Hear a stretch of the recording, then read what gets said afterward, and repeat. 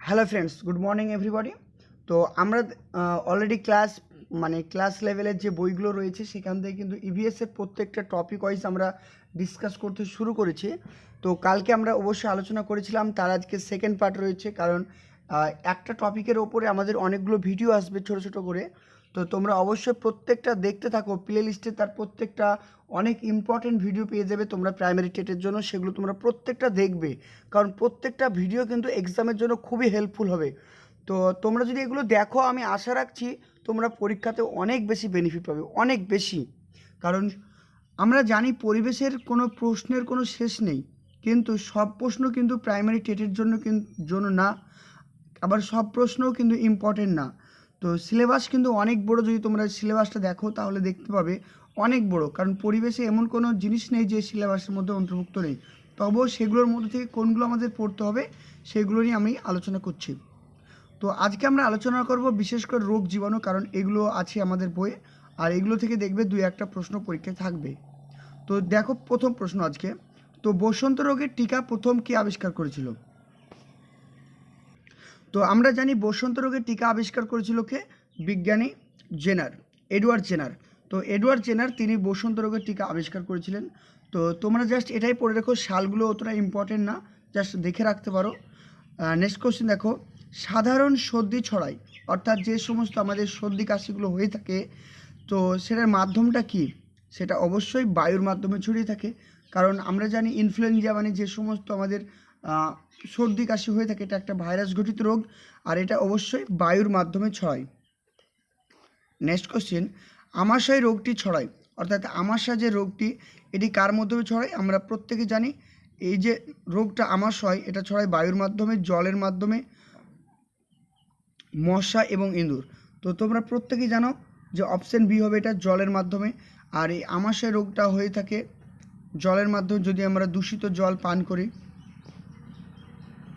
তো আর এখানে আরেকটা জিনিস তোমরা মনে রাখবে, এই আমাশয় রোগটা কিন্তু প্রোটোজোয়া ঘটিত, বা আদ্য প্রাণী বলা হয় অ্যান্টিবিমা হিস্টোলাইটিকা, যার যার জীবাণুটার নাম হচ্ছে অ্যান্টিবিমা হিস্টোলাইটিকা, আমাশয় রোগের জীবাণুটার নাম।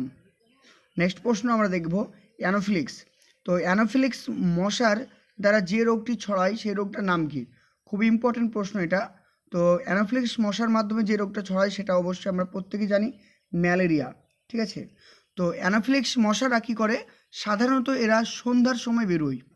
তো আমাদের দেখবে সন্ধ্যার সময় যে মশাগুলোতে কামড়ায়, এরা সাধারণত অ্যানোফিলিক্স মশা। ওকে, আর এরা সাধারণত আমরা জানি যে এরা পরিষ্কার জলে কিন্তু ডিম পাড়ে। এগুলো ইম্পর্টেন্ট না পরীক্ষার জন্য, তো জাস্ট একটু এক্সট্রা ইনফরমেশন দিয়ে রাখলাম তোমাদেরকে। জাস্ট এটাই মনে রাখবে যে অ্যানোফিলিক্স মশার মানে রোগের মানে কামড়ের ফলে ম্যালেরিয়া রোগটা হয়, জাস্ট এটাই। তারপর দেখো, যক্ষ্মা রোগের জন্য দায়ী কে? অবশ্যই যক্ষ্মা রোগের জন্য দায়ী হচ্ছে ব্যাকটেরিয়া, যেটাকে বলা হয় মাইকোব্যাকটেরিয়াম টিউবারকিউলোসিস। তো পুরো আমরা ব্যাকটেরিয়া সম্পর্কে জানবো, অবশ্যই অপশন বি হবে এটার আনসার। নেক্সট কোশ্চেন, একটি ভাইরাস ঘটিত রোগ হলো কোনটা? দেখো এখানে একটা ভাইরাস ঘটিত রোগের নাম দিয়েছে, অবশ্যই বলো কলেরা, ম্যালেরিয়া, টাইফয়েড, পোলিও। তো তোমরা প্রত্যেকেই জানো যে এখানে রয়েছে কি পোলিও। তো পোলিও অবশ্যই একটা ভাইরাস ঘটিত রোগ। আর ম্যালেরিয়াটা কি? ম্যালেরিয়া অবশ্যই আদ্য প্রাণী বা প্রোটোজোয়া। কলেরাটাও ঠিক আদ্য প্রাণী বা প্রোটোজোয়া। আর এখানে টাইফয়েডটা অবশ্যই ব্যাকটেরিয়া ঘটিত রোগ। তো তোমরা অবশ্যই প্রত্যেকেই, তোমাদের একটা হোম টাস্ক থাকলো, তোমরা অবশ্যই কমেন্ট সেকশনে জানাও যে প্রত্যেকটা যে রোগ আছে, এই একটা রোগ, এই রোগ, এই রোগ, এর যে মানে জীবাণুগুলোর নাম তোমরা অবশ্যই কমেন্ট সেকশনে জানাও। এমনি অপশান এ দিয়ে রোগটার নাম লিখবে, অপশান বি দিয়ে রোগটার নাম লিখবে, ঠিক আছে? এভাবে তোমরা লিখতে থাকো।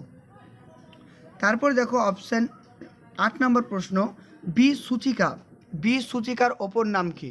অর্থাৎ কি বি সূচিকা বলা হয় কোন রোগকে? কলেরা রোগ, টাইফয়েড, ম্যালেরিয়া, যক্ষ্মা। তাহলে দেখো এই ধরনের প্রশ্নগুলো খুব ইম্পর্টেন্ট। বি সূচিকা বলা হয়, অবশ্যই মনে রাখতে হবে কলেরা রোগকে। তো এটার ক্ষেত্রেও তোমরা সেম জিনিস করো, যক্ষ্মা কি ঘটিত রোগ তোমরা লিখবে কমেন্ট সেকশনে, আর তার জীবাণুটার নামটা লিখবে, ম্যালেরিয়া, কলেরা, টাইফয়েড। এগুলো তোমরা যদি লিখতে থাকো তোমাদের মধ্যে অ্যাকিউরেসিটা আরও বেশি বাড়তে থাকবে। সো পরীক্ষার সময় তোমাদের কিন্তু ভুল হবে না। আমি তোমাদেরকে আবারও বলছি, প্রতিটা কম্পিটিটিভ এক্সামে বসার আগে তোমাদেরকে জানতে হবে কোন প্রশ্নটা আমাদেরকে পড়তে হবে আর কোন প্রশ্নটা আমাদেরকে ছাড়তে হবে। কারণ প্রশ্ন পেয়েছি মানেই সব যে মুখস্থ করতে হবে এটা কিন্তু না, তবেই কিন্তু কোনো কিছুই হবে না। তো আগে জানতে হবে কোন প্রশ্নটা আমাকে ছাড়তে হবে আর কোন প্রশ্নটা পড়তে হবে। তাহলে বেশি উল্টাপাল্টা কোশ্চেন প্র্যাকটিস না করে এই ধরনের প্রশ্নগুলো বারবার প্র্যাকটিস করো, যাতে পরীক্ষার সময় কোনোভাবেই যেন মিস না যায়। নেক্সট কোশ্চেন দেখো, পোলিও ভাইরাস দ্বারা যে তন্ত্রটি আক্রান্ত হয়, অর্থাৎ পোলিও ভাইরাস আমাদেরকে যেটির মাধ্যমে আক্রান্ত করে সেটা দেখো, শ্বাসতন্ত্র, অস্থিতন্ত্র, স্নায়ুতন্ত্র আর সংবহনতন্ত্র। অবশ্যই মনে রাখতে হবে অপশন সি, স্নায়ুতন্ত্র। তো তোমরা অবশ্যই কমেন্ট সেকশনে জানাও। তো এর আগে জানতে পারলে যে পোলিওটা একটা ভাইরাস ঘটিত রোগ আর পোলিও জীবাণুটার নাম কি, তোমরা সব অবশ্যই সেটাকে লিখে রাখো কমেন্ট সেকশনে। নেক্সট কোশ্চেন, দূষিত জলের মাধ্যমে সংক্রমিত উপকারী অর্থাৎ কি যেটা ক্ষতিকারক ভাইরাসটির নাম কি? অর্থাৎ দূষিত জল, এইচআইভি, পোলিও ভাইরাস, ইনফ্লুয়েঞ্জা আর বসন্ত ভাইরাস। দেখো দূষিত জল বলেছে, তো আমরা জানি জল ও খাদ্যের মাধ্যমে যে রোগটা ছড়ায় সেটা অবশ্যই polio virus. Option B, option B হচ্ছে কি পোলিও ভাইরাস। তারপরে নেক্সট কোশ্চেন চলো, যে রোগের প্রতিরোধ ব্যবস্থা গড়ে তোলার জন্য ওপিভি টিকা প্রয়োগ করা হয় তার নাম কি? ওপিভি টিকা প্রয়োগ করা হয় সেই রোগটির নাম কি? অবশ্যই দেখো বসন্ত, যক্ষ্মা, পোলিও, মামস। তো এখানে আনসার হবে কি অপশন সি পোলিও। তো সেম জিনিস তোমরা বন্ধুরা করো, যে বসন্ত রোগ কী ধরনের রোগ তার জীবাণুটার নাম তোমরা না জানলে বই দেখে কালেক্ট করো। যখন তোমরা এগুলো কমেন্ট সেকশনে ইন্টারাকশনের মাধ্যমে লিখবে, দেখবে পরীক্ষার সময় তোমাদের কোনোভাবেই ভুল হওয়ার সম্ভাবনা থাকবে না। কারণ তোমরা পড়ছো, মুখস্থ করছো, কিন্তু দেখবে দুদিন পর ভুলে যাবে। কিন্তু ইন্টারাকশান যদি করতে থাকো তাহলে দেখবে কখনো ভুলবে না। তোমরা লিখো, যদি যেখানে পারছো না লিখতে নেট দেখো, বই খুঁজো, কিন্তু লিখো। লিখলেই দেখবে তোমাদের মনে বেশিটা গেঁথে দেবে একদম। তো অবশ্যই পোলিও। তো তোমাদের কাছে আরেকটা প্রশ্ন থাকলো, আমি বলে দেবো না, বলে দিলে তোমরা শুনবে কিন্তু মনে থাকবে না। ওপিভি এইটার নামটা কি, ফুল ফর্মটা কি, তোমরা অবশ্যই সেটা কমেন্ট সেকশনে জানাও। নেক্সট কোশ্চেন, কলেরা রোগের জীবাণু বহন করে কে? কলেরা রোগের জীবাণু বহন করে আরশোলা, ইঁদুর, মশা, মাছি। তো অবশ্যই কি হবে? মাছি। অবশ্যই আমরা জানি কলেরা রোগের জীবাণু বহন করে মাছি। নেক্সট কোশ্চেন, 13 নম্বর প্রশ্নটা পড়ার একান্ত প্রয়োজন নেই, আমি আগে বলেছি সব প্রশ্ন আমাদের জন্য নয়। 14 নম্বর প্রশ্ন কোনোদিনও পরীক্ষা আসবে না এই প্রশ্ন, তো তোমরা এগুলো কখনোই মুখস্থ করতে যাবে না। নেক্সট প্রশ্ন, সাধারণ সর্দি কাশি হলো এক প্রকার কোন ধরনের রোগ?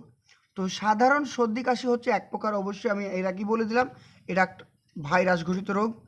হাতে পায়ে মাংসপেশির অস্বাভাবিক শিথিলতা সমেত পক্ষাঘাত ঘটে, অর্থাৎ হাতে পায়ে মাংসপেশির অস্বাভাবিক শিথিলতা হয় কিসের জন্য? দেখো কলেরা, ম্যালেরিয়া, ফাইলেরিয়া আর পোলিও।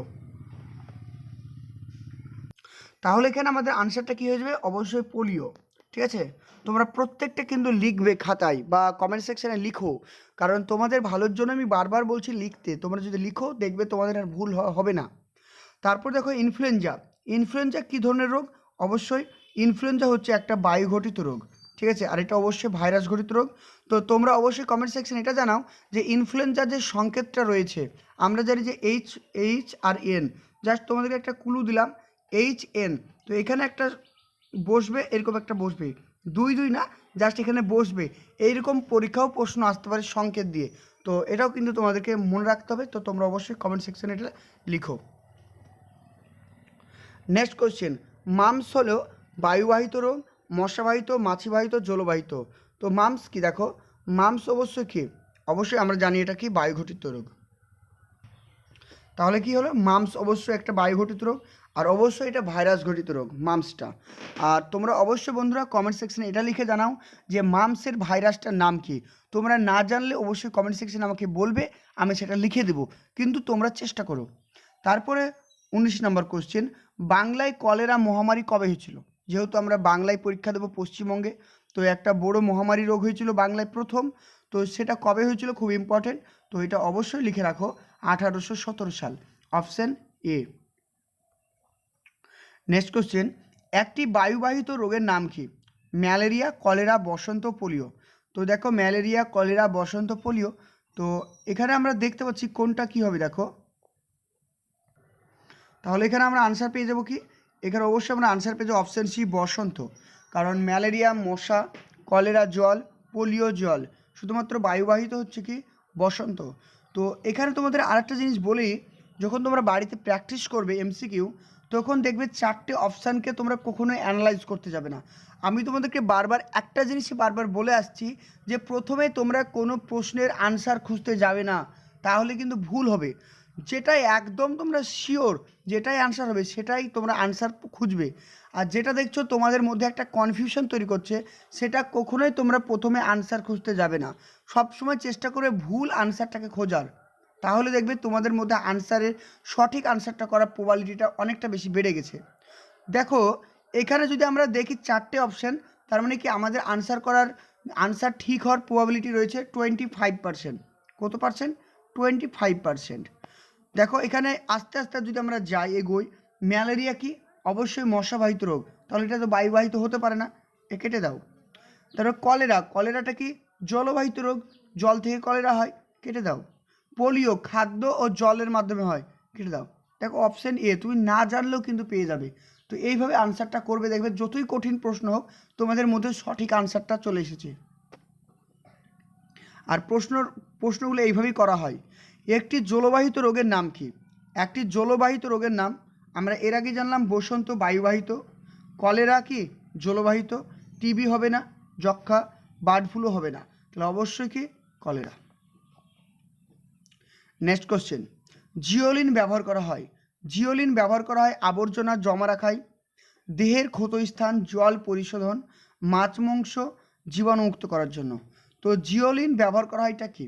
জিওলিন হচ্ছে একটা ট্যাবলেট, ঠিক আছে, একটা ঔষধ। তো যখন জল দূষিত হয়ে যায়, তো সেই দূষিত জলকে পরিষ্কার করতে জিওলিন, তারপরে হ্যালোজিন ট্যাবলেট, এইগুলো ব্যবহার করা হয়। অপশন সি হবে এটার আনসার। তোমরা পরীক্ষা দিতে গেলে দেখতে পাবে এই ধরনের প্রশ্নগুলোই কিন্তু পরীক্ষায় আসবে, তো এগুলো কিন্তু পড়বে। আমি আবারও বলছি, প্রাইমারি টেটের জন্য শুধুমাত্র অনিশ চট্টোপাধ্যায় বই পড়ে কভার করতে পারবে না। আমি আবারও বলছি, অনিশ চট্টোপাধ্যায়ের বইটাকে পাশে রাখো, ওটাকে মেন ফোকাস করো না, কারণ ওই বই থেকে খুব একটা প্রশ্ন পরীক্ষা আসছে না। নেক্সট কোশ্চেন দেখো, ওআরএস খাওয়ানো হয়। ওআরএস খাওয়ানো হয় কলেরা রোগীকে, বসন্ত, ম্যালেরিয়া, পোলিও রোগীকে। অবশ্যই ওআরএস খাওয়ানো হয় কলেরা রোগীকে। তো তোমরা অবশ্যই অপশানে কমেন্ট সেকশানে জানাও যে ওআরএস এর ফুল ফর্মটা কী। তারপরে কোশ্চেন দেখো, সাধারণ ডায়রিয়ার জন্য দায়ী জীবাণুর প্রকৃতি হলো কি? সাধারণ ডায়রিয়ার জন্য দায়ী জীবাণুর প্রকৃতি হলো, অর্থাৎ কি সাধারণ ডায়রিয়া, তো অবশ্যই কী হবে? ব্যাকটেরিয়া, ভাইরাস, ছত্রাক ও শ্যাওলা। তাহলে বুঝতে পারছি আমাদের এটা সঠিক আনসার কী হবে? অপশন বি, সাধারণ ডায়রিয়া রোগটি অবশ্যই ভাইরাস ঘটিত রোগ। ওকে, তো বন্ধুরা এই ছিল আজকের আমাদের টোটাল 24টা মতন প্রশ্ন আমরা আলোচনা করলাম, এখানে এমসিকিউ। এরপরে নেক্সট ভিডিওতে আমরা আলোচনা করব, এখানে কিছু থাকবে আমাদের ডেসক্রিপটিভ, এগুলো কিন্তু জানতে হবে, কারণ এখানে সমস্ত কিছু আমরা আলোচনা করব। তো যাতে কোনো কিছু যাতে আমাদের সিলেবাসের বাইরে না যায়, সমস্ত কিছু আমরা কভার করে নেব। তোমরা অবশ্যই আমাদের সঙ্গে যুক্ত থাকো এবং ভিডিওগুলো অবশ্যই বন্ধুদের সঙ্গে শেয়ার করো। Thank you for watching.